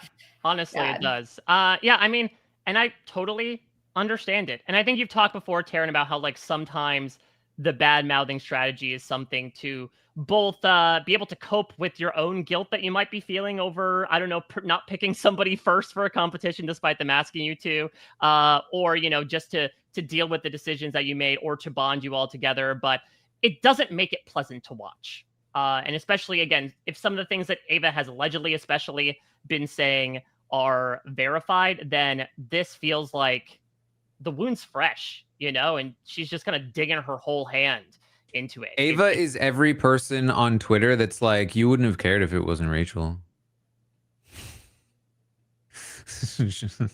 Shut up. Why do you care so much? I think she deserved it. And I think maybe Stop it's also, complaining. and I think it's also maybe the perception of her complacency too, that it's like, okay, you know, she's just sticking around and she's kind of just found her people and settled in, and now all she's doing her game is just complaining about Rachel. Why do we want to see this? Yeah. Kelly maintaining her spot in last place that she took over from Riley after he left, just consistently on the bottom. Of course, Rachel leaving an empty spot in the number 1 spot. Mickey left down there in 7th, leaving the 7th spot open. And there it is. That's the graph for today. Keanu most improved, Ava biggest drop, and Will now consistently up there. Okay. I believe it is now time to rate the players. Before we do, I do want to shout out Taylor Allen on both X and Blue Sky, or Twitter, I should say, and Blue Sky, who told me that this is actually my second Stockwatch. Oh. I felt like I remembered you on I here was like, one I time swear before. I thought I've podcasted with you before, but maybe I was on episode? during Big Brother 25. Apologies That's about so that. funny. That was another end game that maybe I'd rather not remember. Yeah, you purposely blocked it out. I would also say that Taran, I was, before everything that happened, kind of was ready to come in and ask, like, can you add a category of like, who do you think is going to be America's favorite house guest? I do not think we need that for this particular season, because honestly, I think this is locked up For the internet. I still think like the reason why I think it was Cameron over Suri is because Cameron had this big underdog narrative. I think the biggest challenger to Rachel is Keanu, but she is a returning player, and she has, again, this sort of like unfulfilled arc banked into her, especially if Keanu ends up going out this week. It's not like he's going to make this deep run and get all this more airtime. Can I tell a brief story? I was talking to someone today, and they were like, how's the season going? And I was like, ooh, big fan favorite just left. And they were like, who's the fan favorite? And I said, Rachel. And they were like, Rachel's the fan favorite? Don't people find her annoying? And I was like, oh, didn't even know you watched. That's so funny. Yeah. Well, I will say that my parents, who are casuals, they are big Rachel fans. And they're extremely upset about what happened. You know, they're like, how can you get eliminated from Big Brother? That's not how it works. And I'm like, exactly. That's exactly what we're all saying. So a lot of the casuals are on the same page, but yeah, I'm sure some of them are like, wait, I don't get it. I think it also it depends on what we're going to see tomorrow night as well. I think how the story will be told. If they're trying to say that like this was Rachel, for lack of a better term, masterminding her own demise, then maybe that would impact her and help Keanu subsequently. I imagine they're going to do everything in their power to make this look as much Rachel's fault as possible. Mm-hmm. So we'll see. She grabbed Ava's arm, Taran. It's a small harm, Ava's but it's a arm. harm. She was too stupid to figure out the competition. She Caitlin Herman plus everything else. You know, you know, that's I imagine what they'll do. All right, let's rate the players. Let's rate these players. This is, of course, the portion of the podcast where we rate the players from 1 to 10 based on how well we think they are doing in the game. And then, you know, people play a little game of their own on the realitystockwatch.com where they can buy and sell shares of players. I can tell you from glancing at the audience ratings that it might not be a good day for people's stocks. Has it ever been, Taran? Yeah, I feel like There's this been whole this season has been momentary bad. glimpse of hope before somebody does something stupid and There's you been lose some your great network. money-making opportunities. A Morgan 2 to a 7 was pretty good, you know? Yeah, but you gotta like shorts. You guys short it. You might even need like a Martha Stewart-esque person doing insider trading, being like, you know, I hear Zach's not going to use his power next week, so sell, sell, sell. All right. Well, we will start with Ashley, who got a 5 last week. I gave her a 4. She was on the block, but I felt like she was pretty safe. Although according to Mickey, she wasn't. This week, she's a lot less safe. This week, as she has said herself, she's basically in a 1v1 against Keanu in the blockbuster. Keanu is, you know, historically has done very well in competitions. And so this is not super favorable for Ashley. I do think if she survives, she's in an okay place. I don't think anybody, I mean, well, I say that. I was about to say nobody's targeting her moving forward. Problem is, nobody was targeting her this week. If the blockbuster is going to stay, she's in just as much danger next week as she is this week. She has a 50% chance of going up. You know, if her or someone that she's close to wins HOH, then she's fine. If not, then she's basically going up as a default. Yeah. Like literally Ava could win. Nominate Morgan, Vinny, and who? Ashley. Like there's nobody else. If Keanu leaves, she's a default nominee for Ava, who doesn't even want her to leave. And she's up against, you know, people who have done at least slightly better in competitions. There's all kinds of bad things in place here for the blockbuster. Unfortunately for Ashley, she has not fared well in the competition since her veto win, and that puts her in a very bad position. It's especially this week. Week. I would go as far as to say she's the most likely person to leave based on the fact that it's come down to a blockbuster, and obviously Keanu has historically done better in competitions than her. So with that being said, just massively screwed. There's absolutely nothing she did wrong this week. I think for the person most likely to go home, the max I can give is a 3. I think, I don't remember. Somebody tell me if I've done something different in the past, but I think I have to go with a 3 just because her position is so much worse than last week. And I do think that she's the most likely person to go home, but absolutely not her fault in any capacity. Yeah, I agree. 3 as well for me because, yeah, like you said, she's probably going to go home, but she didn't do anything wrong. It's production that has done this to her, so...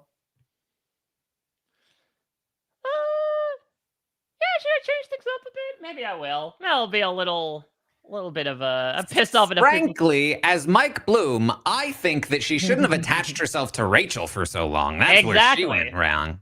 Did she dare walk with an arm grabber? How dare she? Give her the scarlet letter. A for Ashley. I'm debating between a 2 and a 3, honestly, because the thing is that if she survives, because the blockbuster is still a thing next week, there is a fair chance that she would get put up again, and maybe another competition would not necessarily go in her favor. So again, it's not like she can necessarily work her way out of this. I'll give her a 3. I'll stick with the 3 for now, but it's an edge between 2 and 3. All right. Well, the audience feels a little differently. The audience gave Ashley a 5.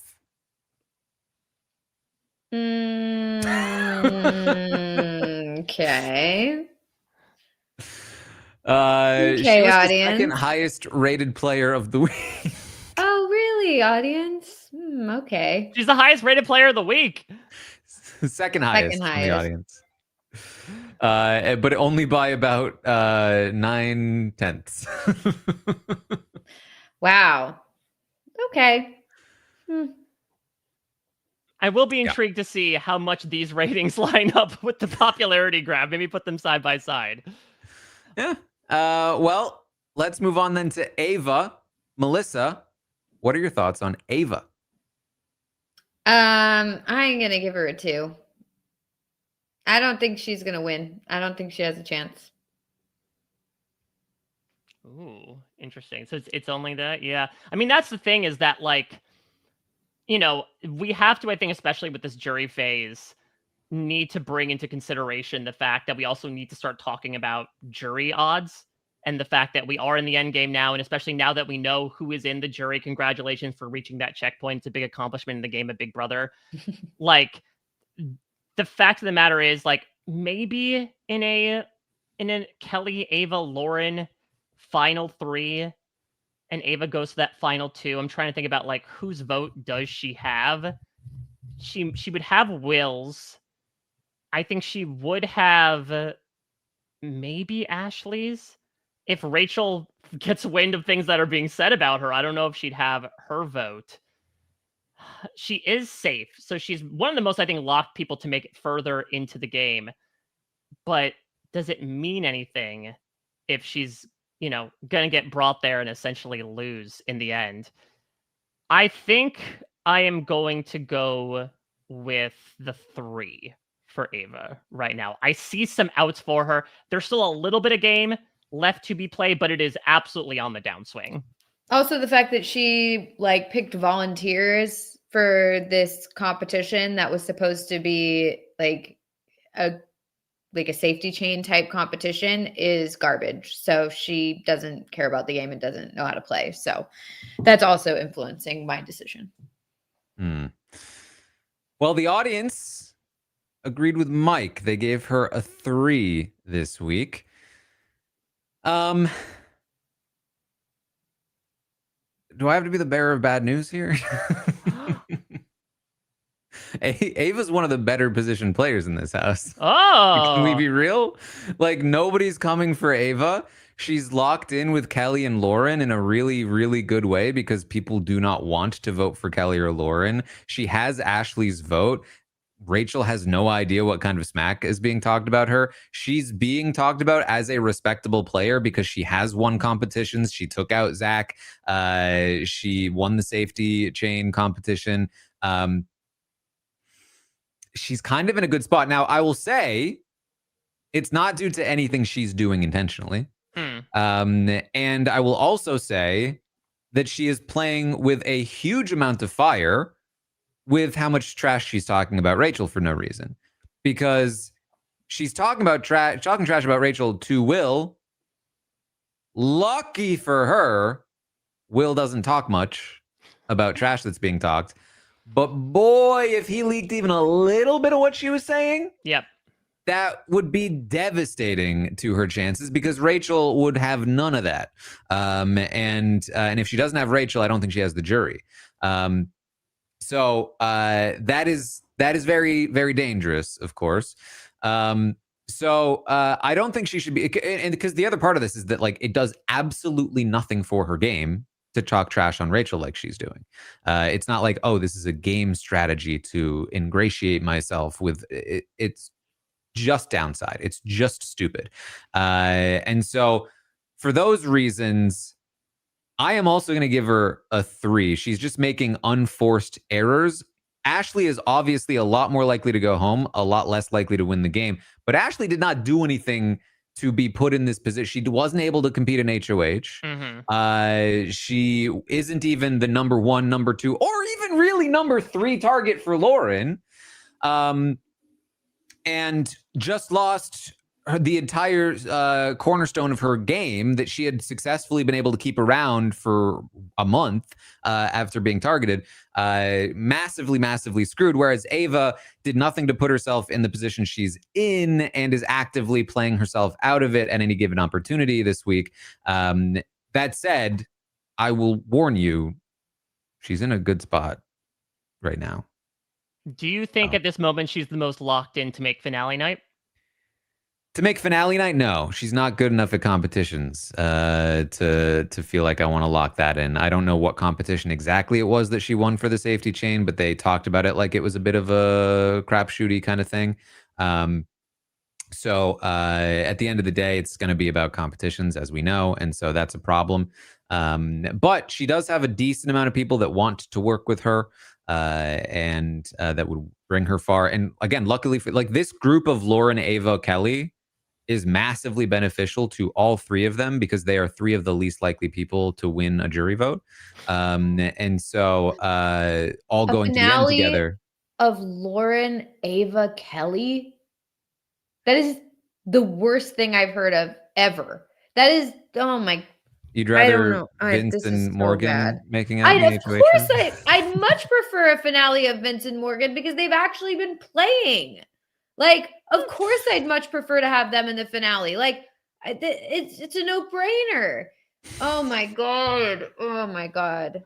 To go back to my initial statement that I opened this podcast with, Melissa, we're in hell. We literally are. Look at all the red. Oh my god, this is so bad.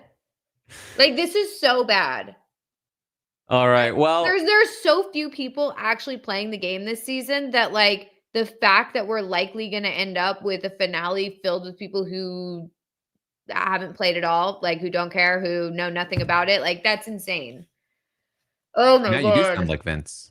This is yeah. Niles in the chat says this is very bleak. It is so bleak. This is beyond bleak. Oh no.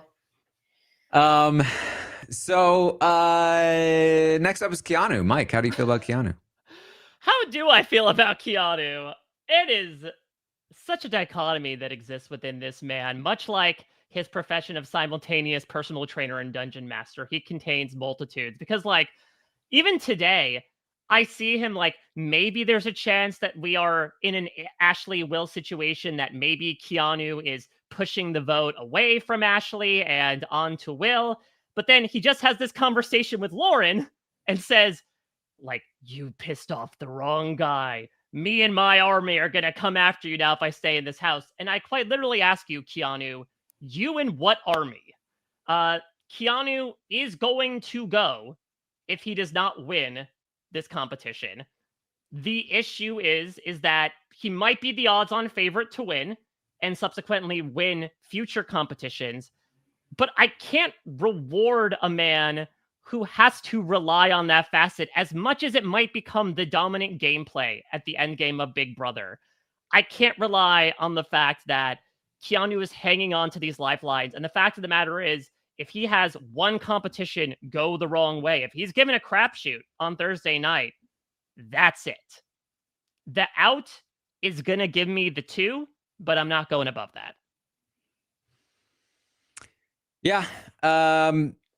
The audience slightly higher on Keanu. They did give him a 3, but I have to agree with you on this. I would give him a 2. This is Keanu's 5th week of he needs to win or he leaves. 5 times. And if he wins a 5th time, he'll survive, but he's going to need to win a 6th and a 7th and an 8th. And maybe even a 9th, if he wants to make it all the way to the end. And that's obviously a problem.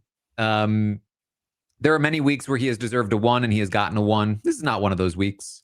He wasn't even the primary target this week, so I'll give him that. Like, one of being targeted, this is one of his better weeks. And he has the best odds of surviving this week than before. But it's still Keanu, and he's still in a terrible position. And so listen, this is certainly a stock that could start rising the closer and closer we get to the end game, and he's still there.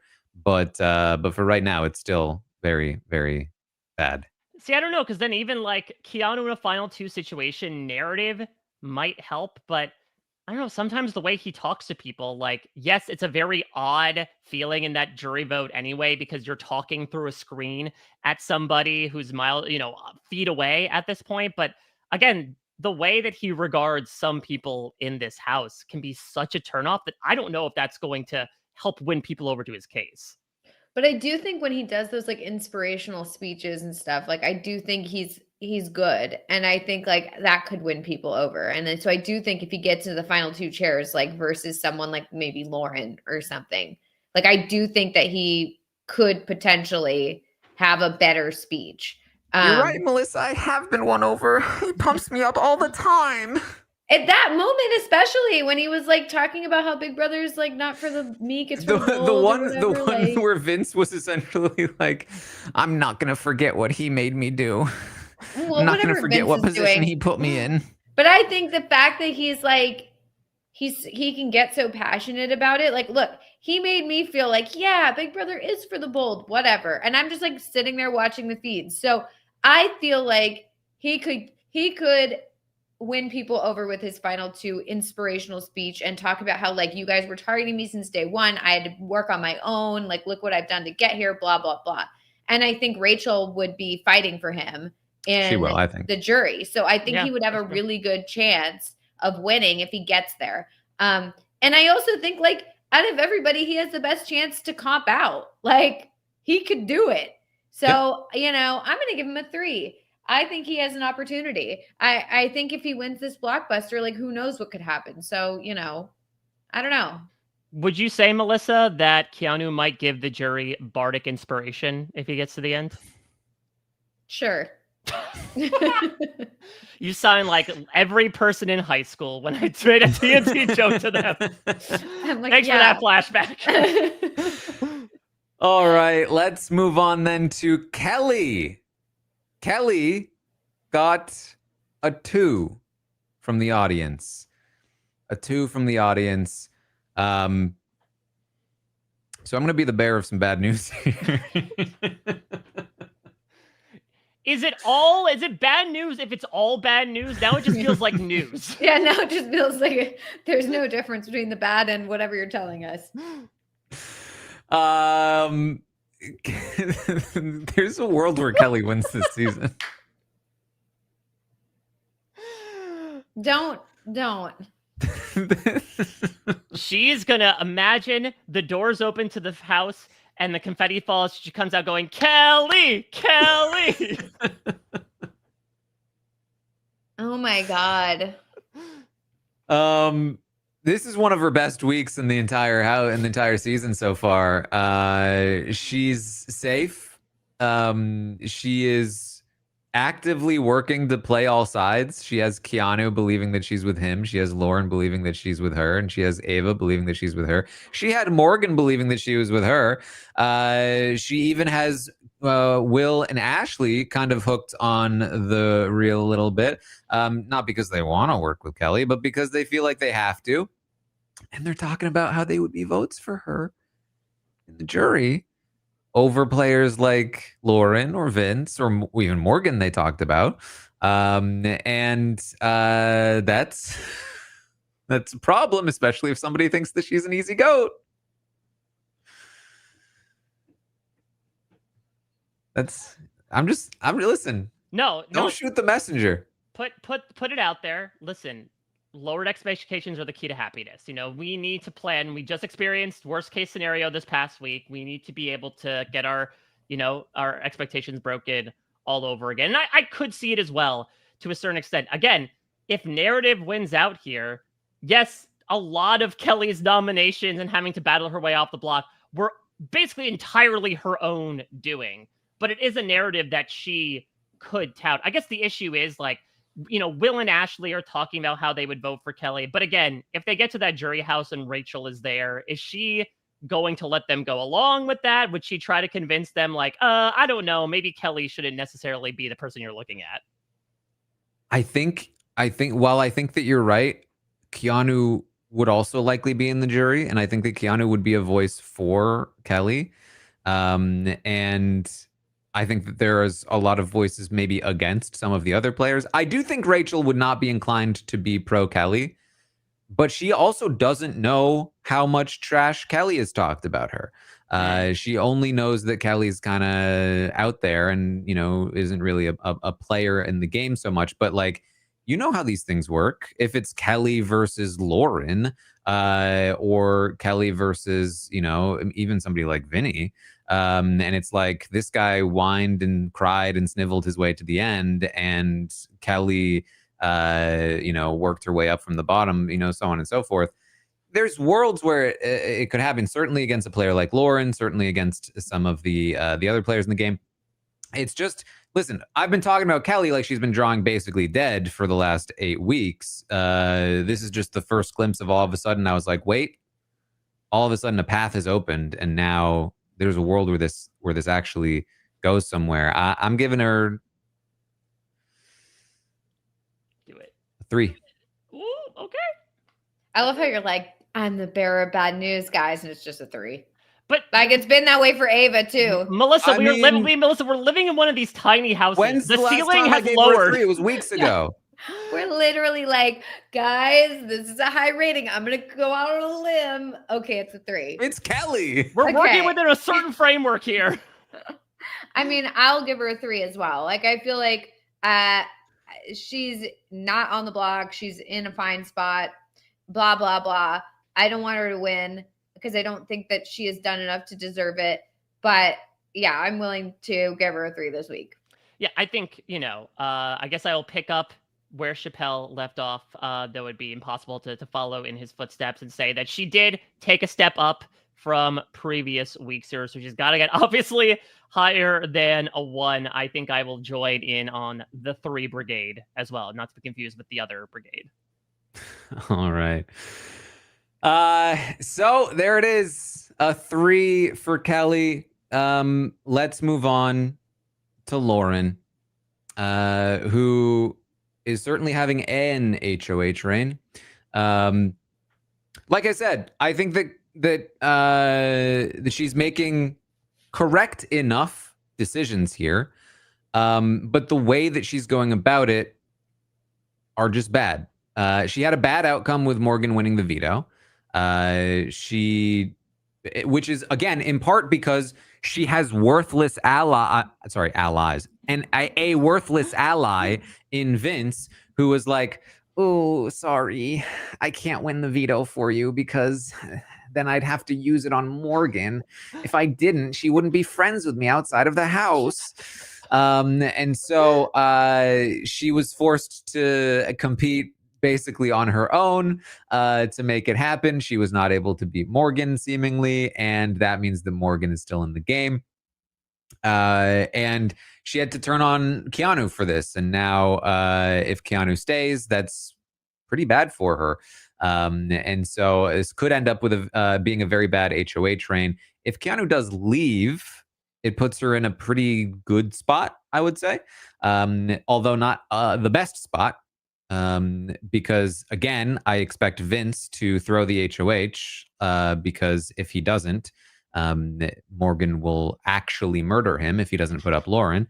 And that means that it'll be like Morgan versus Kelly, Ava, Ashley, Will. If Morgan wins that, oof. Even if like Ashley will win that. Again, 50% chance. Blockbuster. Like, they're not probably nominating Ava or Kelly. It's probably Vince, Morgan, Lauren. That's just probably what it is. If Keanu stays, it's Vince, Morgan, Lauren. If Morgan wins, it's Lauren, Lauren, Lauren. If she can help it. Wait, can we have the palate cleanser really quick of this Sorry, adorable Max, baby Max, on on screen? Here he is. Look, that's you, Callan. What do you think? Yeah. That's you. Right there. Hey. Yeah? Mwah. What do you think? You want to rate the players? Yeah. Oh, he's a 10 out of 10. That's the wrong one.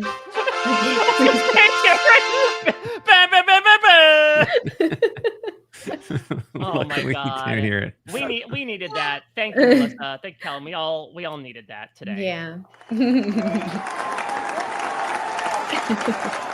It's been so long since I've given it 10. I don't remember what sound effects I used for it. It's like Dust off the cobwebs of that button. It's like club noises. Oh my God. Oh man. So funny. All right. Anyway, point is things are not looking amazing for Lauren. The good part about Lauren's game was supposed to be that she was winning comps and that she could continue to win comps. But it's already being talked about that who cares if she wins comps if she is terrified of actually playing the game. And I kid you not, today on the feeds, she was talking to Vinny and she told him, I think that I will have to really explain my game in my final speech really well. I think that's what I'm going to have to do to get votes. So be ready. Coming September 28th, I think, or something along those lines. Or some date. The Lauren Final 2 speech. The speech of her lifetime. It will last the entire 2-hour finale. Julie's going to be like, wrap it up. We have limited time. You get 30 seconds. Come on. She will be facing away from the camera. Oh, no. Just staring at the screen. The good news is that they're on the screen, so that would actually help her this time. She's actually been training this entire season for this, Melissa. She's looked at nothing but the screen. Wow. Undivided eye contact. This whole time, we didn't get it. We just didn't see. Yeah. The fact that people are talking so poorly about her in a jury sense is very bad. That was like the one thing she had potentially going for her was positioning, jury. She's kind of lost both with the way that she's handled this HOH. And so I'm also going to give her a 3. Yeah, I'll give her a 3 as well. I mean, I guess this was a fine HOH for her. I don't really know how she wins in the end. I mean, like, I think she would, like, she's right. She would have to explain her game really well. And can she do that? I don't know. Yeah, a 3. What, you think I'm going to be like, oh, I don't know what to do in the final 2 situation, Melissa? Like, wow. It's so annoying that you think that. Yeah, that's what I think. Yeah, no, I do. Yeah, you're totally right. You're right on point. Sorry. I messed that up. It's so annoying that she would think that, Vinny. Oh, she would never say it to your face. She would never, she'd never confront me about that. Okay, yeah. Here's the thing about Lauren. I mean, again, Taran, you bring up such a salient point. And again, I can very much sympathize with the fact that she does have a lot of social anxiety and clearly, she gets into uncomfortable situations. But I do think the thought of her having to face a jury of 7 with $750,000 on the line will liquidate her bones instantaneously, and she will Alex Mack herself into a puddle of goo rather than answer any of the questions. It will just be something that she would crumble under. And so it's tough because I would say, even though it's like, oh, well, now she has this resume where she's starting to win competitions and make decisions, she is working with people that have also won competitions in the form of Kelly. And she is not necessarily being regarded as making good decisions or making decisions with authority or making it seem like they were her decisions. I gotta give her the 2. I think it's because maybe it's expectations. And it's this idea that I did think in a Rachel-less world, Lauren's the only person who hasn't been nominated so far. Maybe this is her opportunity to be able to, step up and surge in the end game like a lot of these winners do after kind of, again, lying in the background a bit more. But if this week is any indication, like, she has showcased why this is not necessarily a jury that is looking to her game as a winning game. And so I can't necessarily reward even her position in that variety because, again, why does it matter if she gets to the end if she's basically booked a silver medal on the mantle? Yeah. Well, the audience gave her a 3. Yeah. Agree with me and Melissa. Okay. So, Melissa. This is so sad. Look at this 3, 2, It's 3, 3s 2, and 3, 2s, and then the 1 5 out of nowhere. From for the person audience. who's probably going home this week. Yeah. It's just so bad. This is probably the worst ratings we've ever had. Well, Melissa, what are your thoughts on Morgan? I feel like Morgan's in the best position to win at this point. I mean, that's what it feels like to me. I don't know if that's true. Maybe it's like wishful thinking, I guess, that I want someone who like actually is playing to win. But at the same time, she was on the block this week, which is not great, especially from somebody who supposedly is an ally because it, like through Vince, they're supposed to be kind of aligned. And instead it's like she gets put on the block and was the target. So obviously that's not good. It's not great. Certainly not great. I feel like my Stockwatch bucket list has officially been ticked when I got the dogs making their appearance. Now I feel like I've finally gotten the full thing.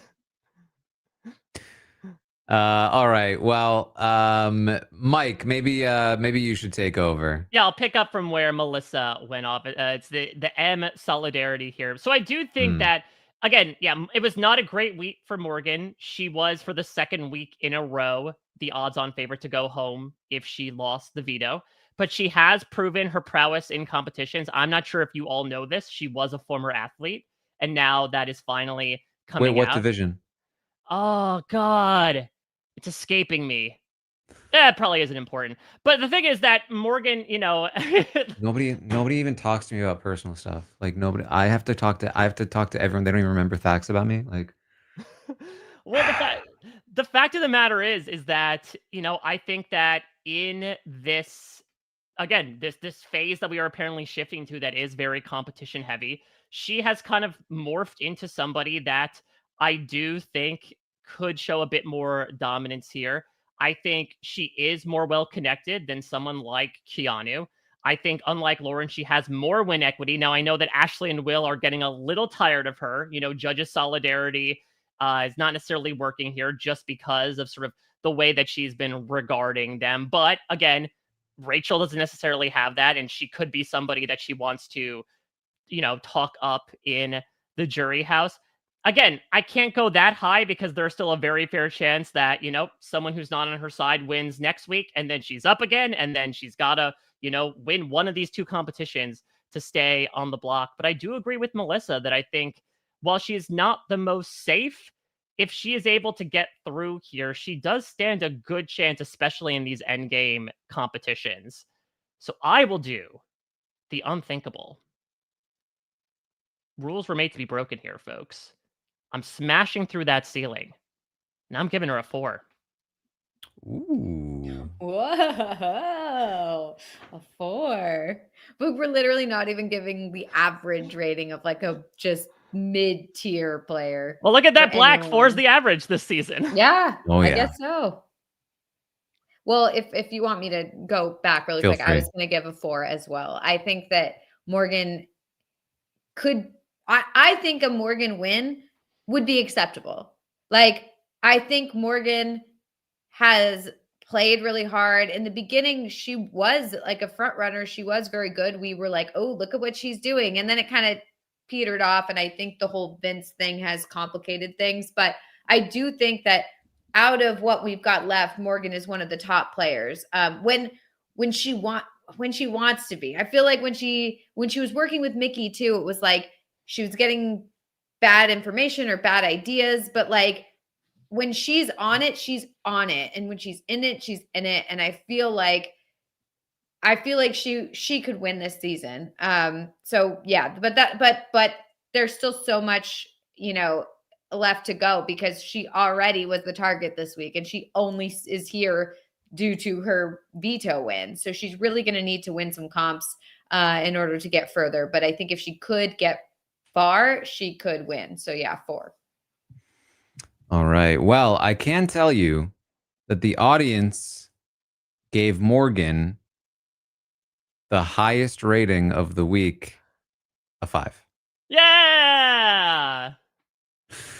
Ashley was look a at 4. look at that slight tint of green on the 5. I was like, is that my eyes like playing tricks on me, or is there a little bit of green on there? It's because it's dark mode. You can't see it as well.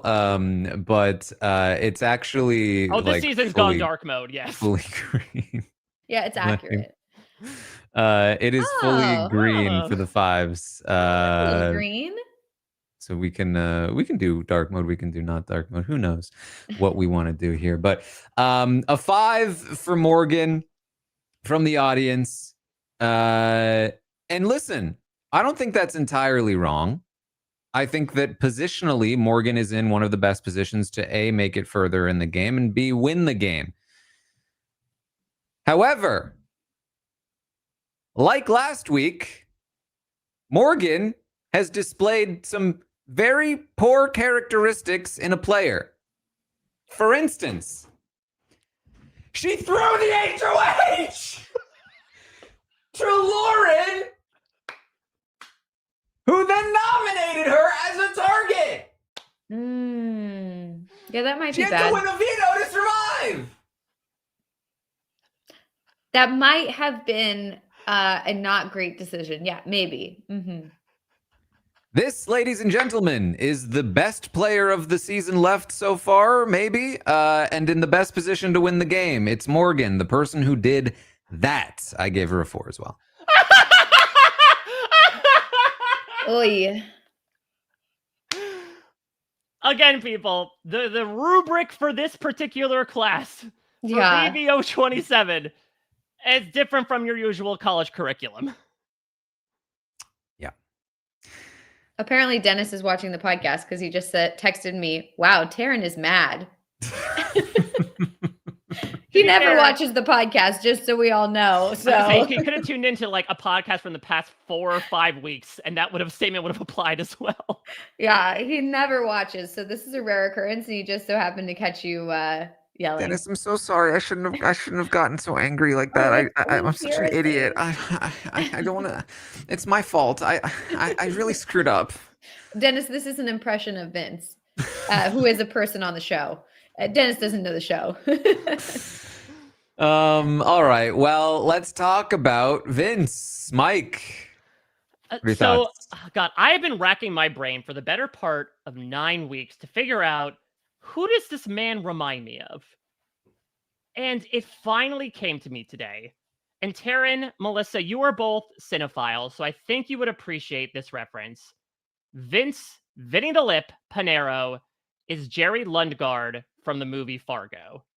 This is the William H. Macy character who, spoiler alert, hires a bunch of gangsters to kidnap his wife to get money from his father-in-law to start his own business. This man, as the movie goes along, proves himself to be the true villain, is incredibly manipulative, will throw literally anybody under the bus. If you've seen the Fargo TV show as well, you could say it's like Lester Nygaard, I think, played by Martin Freeman. Again, it's someone who is incredibly self-interested to the point where any relationship that's made is merely transactional. So That's spot on. So all that being said, now that, we're actually looking at this game, I mean, again, he is in a position where he feels he has to keep throwing HOHs to not have to make decisions to choose between a couple of his allies. But he is, marked fairly safe. Keanu approaches Lauren saying, "Vote for Vince. What has he done for you?"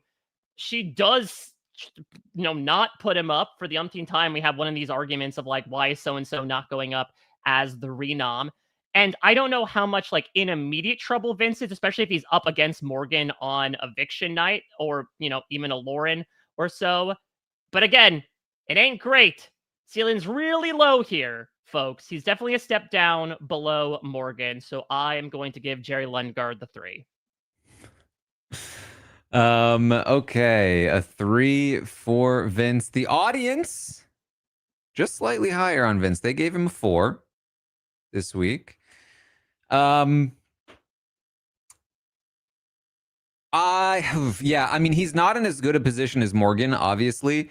I think he made fewer errors this week because him throwing the HOH, although I say that, no, him throwing the HOH is also stupid. It just didn't happen to bite him. Yeah, you know what? Screw it. I'm giving it a 3-2. His position is okay right now, but it is again not due to anything that he did. He got so lucky with the Rachel elimination, and he is reaping all kinds of rewards. And even still, he's taking all kinds of heat. People are talking about how they don't respect his game, and he's actively competing for Morgan to beat him, I think, right now. And so that's not good. And the fact that he's continuing to put himself in a position in the end game where he wants to throw competitions, throwing HOHs in order to not get in trouble with Morgan is a problem. The fact that he has not managed to align his two allies is a problem. He should be in a killer position as per usual, and yet as per usual, he finds himself completely incapable of mustering up the smallest amount of strategy because all he has is just, oh, but not me, though. And so, yeah, it's a 3. Melissa, go ahead. Yeah, why is he not putting in more work to align Lauren and Morgan? Like, why is that not on his... Melissa, I've tried so much. I've told Morgan I don't think Lauren's coming after her. But she just won't listen to me. But like, this is the week where it's like, okay, Lauren is in power. This would be the week for Lauren to be like, for Vince to tell Lauren, don't nominate Morgan. She's not coming after you. Like, Morgan, here's what you say to Lauren. Like, let's keep this, let's get you guys on the same page. And yet Morgan's the target. Like, this should be a week when Morgan's safe because presumably Vince and Lauren are allies and Morgan and Vince are allies. So you'd think that the ally of my ally is my ally, not the ally of my ally is my enemy. Melissa, that would be doing something that benefits even just a small amount somebody other than him. He would benefit massively, but it would also benefit somebody else a little bit, and therefore... And he can't have that. No, well, Vince is not a proactive player. Vince is a retroactive player. Vince is the person that's like, oh, I should have done that. Why didn't I do that? He's a very reactive player where it's like, okay, well, just let everyone else do stuff and then like, I'll react to it versus like, oh, I should, now that Lauren is HOH, get these two aligned, whatever. So yeah, that's a 3 for me. All right. There's Vince. Let's finish it off with Will. And I think we are starting with the audience on this one. Will, I will tell you, was the 3rd highest rating of the week. Another 5. Oh. Wow, another 5. Oh, hi, Sam. The close ratings, Ashley a 4.68, Will a 4.64, Morgan a 4.79. Those were the 3 5s for the week. So none of them even cracked the actual 5. They just rounded up. So is Will a 5? No, he's not. He's not a 5. And it sucks for Will because he was doing a good job, but the loss of Rachel completely demolishes Will's game. The fact that he's now additionally hurt, meaning that like even like the small, and this is again what I mean when I talk about like athletic competitions or even like movement-based competitions, like even the smallest amount of movement in any given competition now means that he basically can't win. Yeah, what did he injure? Is he going full Christmas? His leg, his knee, or something. I believe. I mean, he's always had a bad back. Yeah. He's always been a little bit hurt. But as per usual, BB Comics zipline situation, I think, was pretty bad for him. And so he's, yeah. If the competition requires, if you get to stand still and do something, he's maybe got a chance. If you have to even just walk back and forth from a thing to another thing, just like that, Will's not going to win it. And so It sucks. I don't like it, but it is the reality that he's currently facing, and it's the reality that everybody knows he is facing. Nobody's going to take him to the final two, but they're all going to drag him as far as they need to. And his win equity has definitely fallen pretty dramatically. He no longer has the allies he needs to bring him to the final two. So unfortunately, I think with Will also on the block, and I'll also say not impossible that Will goes home. There is a little bit of a movement here. Keanu actually would prefer for Ashley to stay. Morgan also has expressed a preference for Ashley to stay. That's only two. They don't have Kelly and they don't have Ava, which means they would need to get Vince. Oh, boy. Which I actually don't think is completely impossible if Morgan pushes hard enough, especially because I don't think Lauren cares all that much about Will. In fact, there's maybe a part of her she doesn't want to talk to him. Exactly. So it's not impossible that Will leaves here, though not super likely. Ultimately, I've got to give him a 3. Yeah, it's a 3 for me as well. And it's so unfortunate that he got injured because, you know, this is one of the few situations, we don't see this very often, where like the older person actually is doing well in the game and actually has an alliance, and, you know, the strategy is there and everything. And instead it's just usually, well, this person's older, so kick him out early or drag him to the end, but they're not really actually a player. But he's actually a player. I mean, look at last week's rating. He was the highest. He was tied with Rachel for the highest rating. And so this injury just really puts a damper on things. I mean, obviously the Rachel elimination also puts a damper on things because they were aligned, and now, you know, the Ashley Will side of things is kind of, you know, destroyed. But it's just too bad because I really thought that Will was a contender. But now I don't know if I see it, if he can't compete in any of these competitions. Yeah, it's too bad.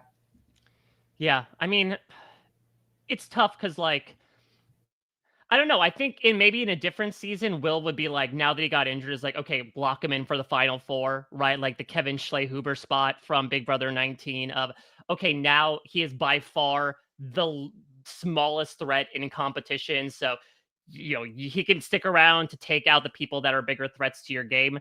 But again, with the way that the dynamics have kind of worked out its way in the house, if he loses Ashley this week, he could also be a very easy vote next week.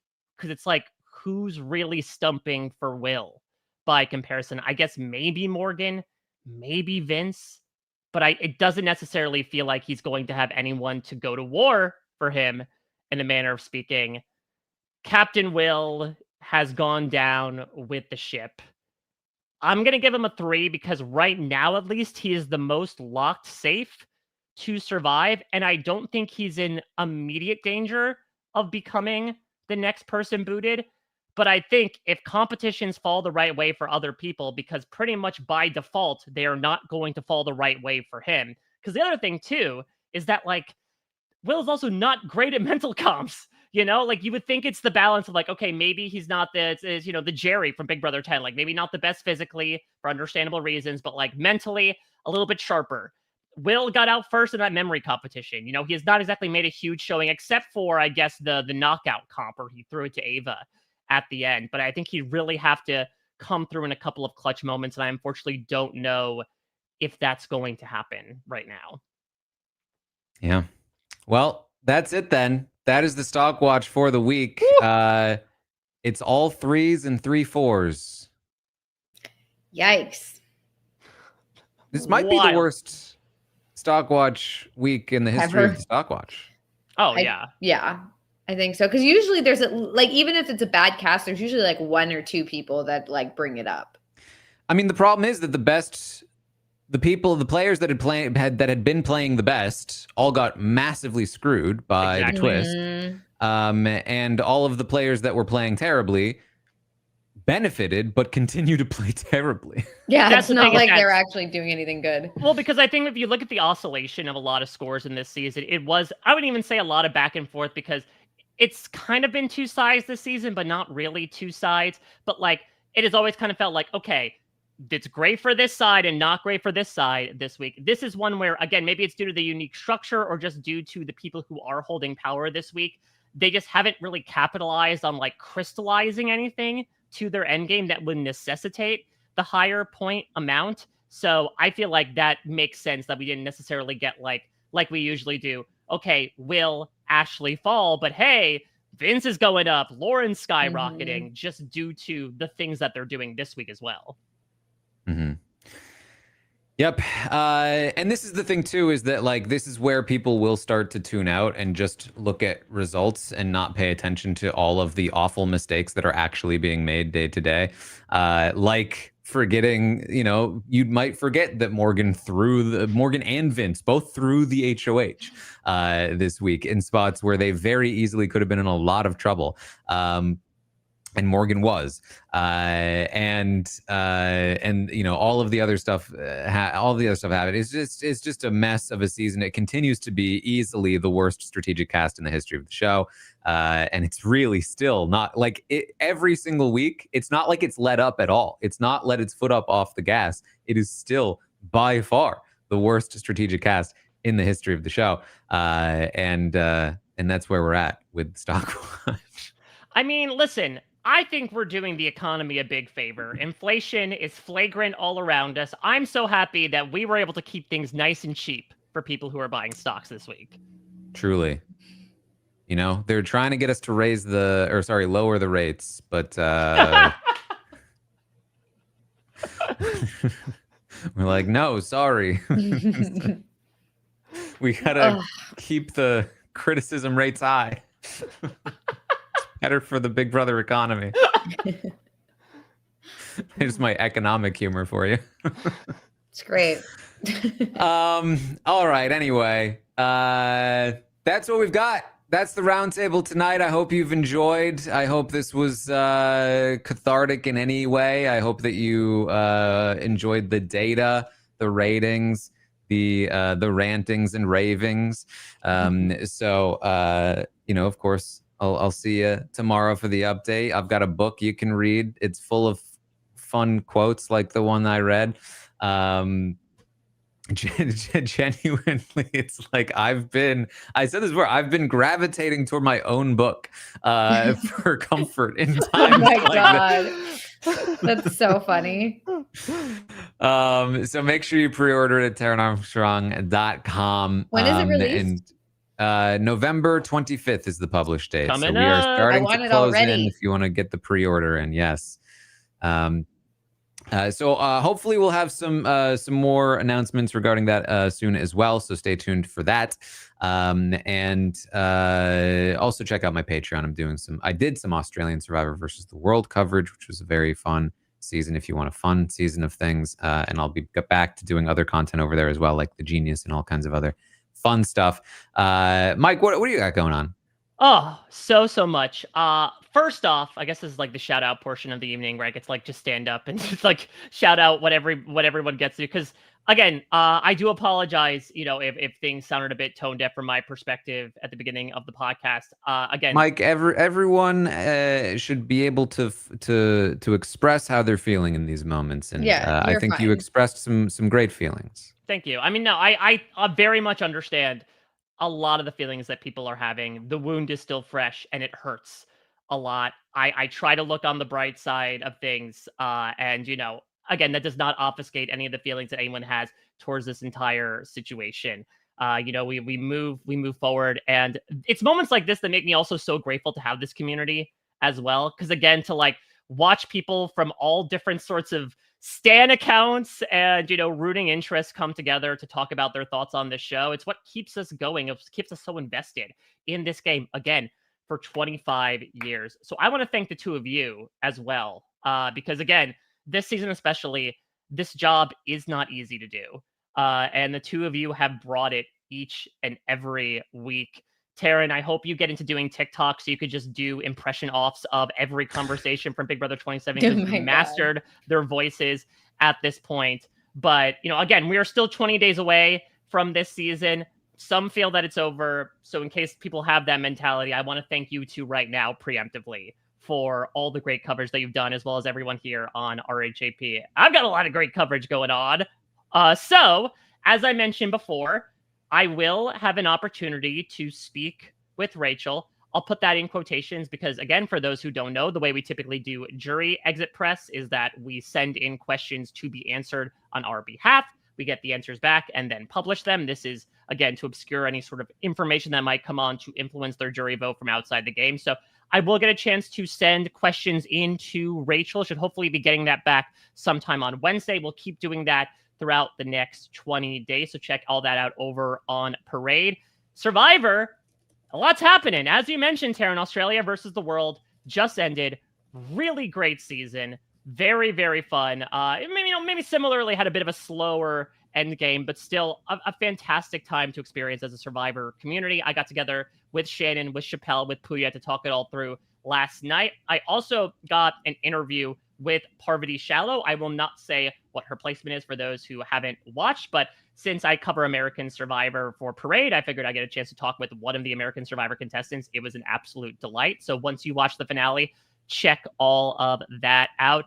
In addition, we have a whole ass Survivor season coming our way on September 24th. And if you, for whatever reason, are like, I kind of want to get into Survivor now, just again, out of the blue, no particular reason one way or the other, I'm your one-stop shop for all things in the Survivor 49 preseason. Tomorrow, I will have released all interviews with 18 cast members from this most recent season coming up. I also have try previews with Rob as well, breaking everything down. So if you want to get to know this group of contestants, if you want to find out who the Riz God is, I went deep with the Riz God. So check all of that out. And also, speaking of Big Brother, we're going to see a bunch of familiar faces on our screen soon on The Amazing Race 38. So I will be doing, of course, coverage there every week with Jess, maybe some surprises along the way. I can also confirm that we may have a podcast coming up with a member of the cast of The Amazing Race 38 for Big Brother fans to basically tell them why they should be watching this crossover season, what they need to know about The Amazing Race, and what makes them want to keep staying on this Big Brother train going into the winter. Of course, you can follow everything I'm doing at a Mike Bloom type. And thank you so much for letting me on for apparently the second time on the Stockwatch. I hope if I make it a hat trick, that I will have remembered the second appearance. This is a great time. All right. Well, you can, of course, find Melissa at It's Melissa with 3 A's. Exactly 3. And that is what we have for you tonight. Thank you all so much for joining us. We'll see all of you next time. This is RHAP. We know reality TV.